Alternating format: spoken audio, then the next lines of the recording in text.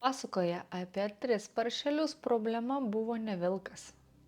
Problema buvo namelio konstrukcija ir paršelių požiūris į ją.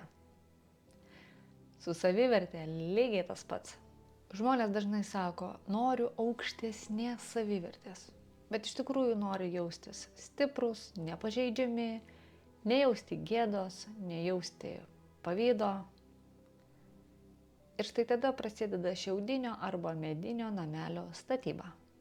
3 paršeliai kaip 3 savivertės tipai. Pirmasis paršelis – šiaudinis namelis. Tai būdas greitai pasikelti savivertę. Tai savęs palyginimas, socialinių tinklų naršymas, pozicija aš geresnis už kitas ar kitus, momentinis pasitenkinimas. Atlygis – momentinis palengvėjimas. Problema – pirmas vilko komentaras, pūstelėjimas ir namelis griūva. Antras paršelis – medinis namelis. Tai savivertė, kurią statomės per pasiekimus.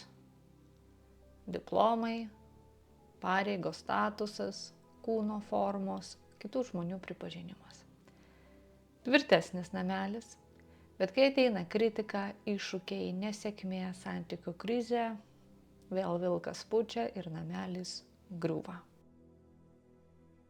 Trečias paršelis – mūrinis namelis. Tai stabili savivertė.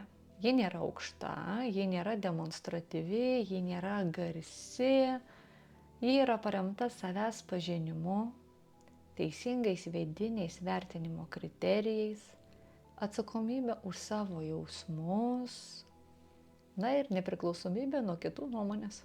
Vilkas gali pūsti, bet konstrukcija išlieka. Atlygis – stabilumas ir pasitikėjimas savimi. Žmogus neretai net nesupranta, kad nemūrija pamato, o tik lipdo ir klijuoja šiaudus ir pagalius.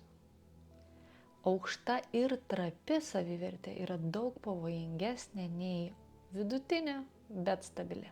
Problema ne tame, kad žmogus nori būti stiprus. Problema, kad nori kilti aukštai, bet nestabiliai.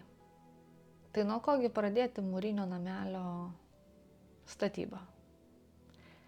Pradžiai užduokite savo šiuos 3 klausimus. Kas nutinka su manimi, kai mane kritikuoja?